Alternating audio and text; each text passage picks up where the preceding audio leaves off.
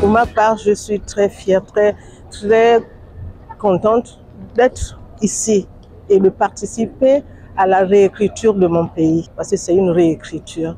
On a vécu dans l'obscurité et maintenant la lumière, c'est enfin notre essor vers la félicité, comme le dit notre hymne national. On espère seulement que le dialogue va bien se passer sous la protection divine, comme l'ont dit les hommes de Dieu, et que nos enfants, nos arrière-petits-enfants aient ce grand exemple-là qu'on est en train de vivre.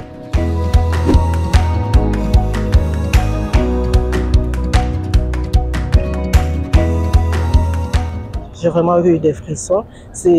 On retourne un peu à notre culture, qui est notre identité qu'on est en train de perdre. Donc moi je pense que les enfants doivent vraiment s'approprier de cette culture-là pour pouvoir évoluer, pouvoir avancer dans de meilleures conditions. Parce que sans culture, on n'a pas de repères. Et c'est ce qui nous manque là, maintenant en tant que Gabonais. Nous encore, nous sommes âgés, mais nos enfants n'ont plus cette identité d'être Gabonais là. Et il faut cette culture-là qu'on doit mettre vraiment au centre de tout.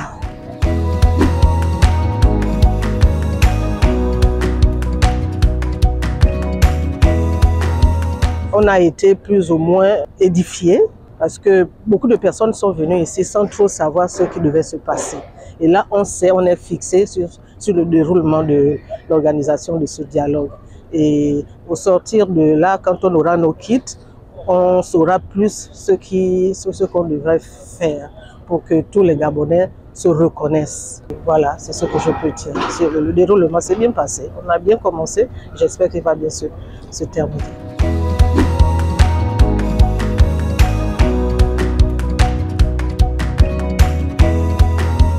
Moi, je peux appeler ça un miracle qui est en train de se passer en ce moment. Parce qu'on a beaucoup rêvé de cette liberté-là. Beaucoup sont partis. Je me souviens de mon professeur que j'appréciais beaucoup, monsieur Anaclé Bissielo. Je pense à lui tout le temps. Je me dis, mon Dieu, comment il a fait pour partir plus tôt. Mais de là où il est, je pense qu'il est content. Donc, c'est vraiment que tous les Gabonais soient vraiment en prière pour ce dialogue-là, qui, je l'espère et je crois, sera une grande histoire écrite par nous-mêmes. Donc, vraiment, c'est un grand plaisir. Un grand plaisir. Beaucoup d'attentes vont se réaliser. Nous devons être un exemple pour les pays africains. Et surtout qu'on était à la risée déjà. Et là, on peut commencer par bomber le torse. Parce que ce qui s'est passé le 30 août, beaucoup ont pleuré. Moi, j'ai pleuré. Hein. Et quand le CTRI est arrivé, j'ai encore pleuré de plus belle, mais là, de joie. Et cette joie continue. Moi, je dis souvent qu'il n'y a pas de hasard. J'ai été choisie par mon ministre alors que je n'avais pas idée d'être ici. Et j'étais en voyage et c'est mon nom qui a été retenu. C'est comme si c'était un miracle. Parce que nous savons d'où nous revenons, parce que nous avons vécu un certain nombre de choses. Et lorsqu'on arrive à cette étape, qui est une étape cruciale pour la mise en route du pays, je crois que c'est un sentiment de satisfaction. Et nous avons foi que cette fois-ci, nous allons avoir des lois impersonnelles. Nous allons avoir des lois impersonnelles de façon à ce que le pays vraiment reprenne sa marche. C'est vrai que nous avons toujours eu des lois, mais qui n'ont jamais été respectées.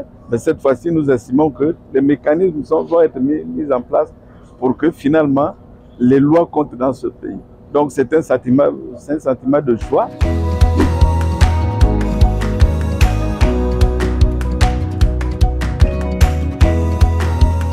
Bon, depuis le début du dialogue, vous savez que ça a commencé, le dialogue a commencé par les appels à contribution. Et à partir du moment où l'ensemble des Gabonais, la majeure partie a contribué, et les assurances ont été données que ces appels à contribution seront véritablement pris en compte pour qu'on élabore justement le fonctionnement du pays. Et c'est déjà à ce niveau-là qu'il y a une satisfaction. Nous avons les assurances que la base du travail, ce sont les contributions faites par les populations de toutes catégories.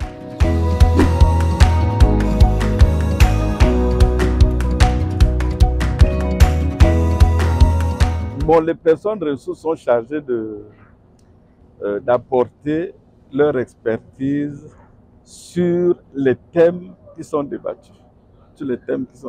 Moi, je suis spécialiste de l'éducation. Je suis un inspecteur pédagogique. Donc, à ce niveau-là, j'ai une expérience professionnelle, aussi bien comme agent que comme administratif. Donc, je suis outillé pour apporter ma contribution à l'amélioration des conditions de travail et d'apprentissage, aussi bien des enseignants que des élèves.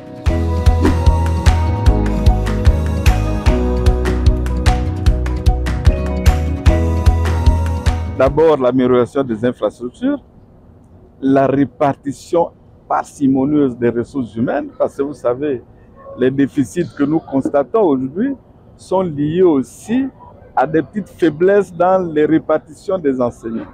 Donc, il y a ces points-là. Et puis, il faut former les enseignants de façon à ce que on n'assiste plus au déficit que nous avons, surtout dans des matières scientifiques et autres.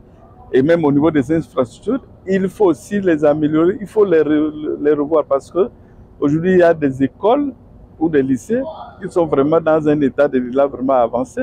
Donc, c'est tous ces aspects-là qu'il faut améliorer.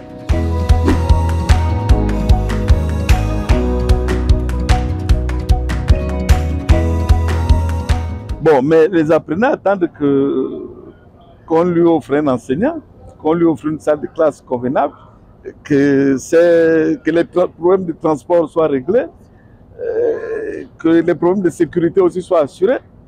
Parce qu'en fait, il y a une grosse organisation de la part de l'administration pour que l'élève que nous voulons soit mis dans de bonnes conditions. Et aujourd'hui, nous constatons qu'il y a des petits dérapages au niveau même de la gestion même des horaires de cours. Parce que vous constatez, ça c'est un constat, quand vous allez vous rendre compte que devant les établissements, il y a un flux d'élèves important. Est-ce que c'est parce qu'il y a trop d'élèves? Est-ce que c'est parce que les emplois sont mal faits? Est-ce que c'est parce qu'il y a des problèmes de transport? C'est tous ces aspects-là qu'il faut améliorer.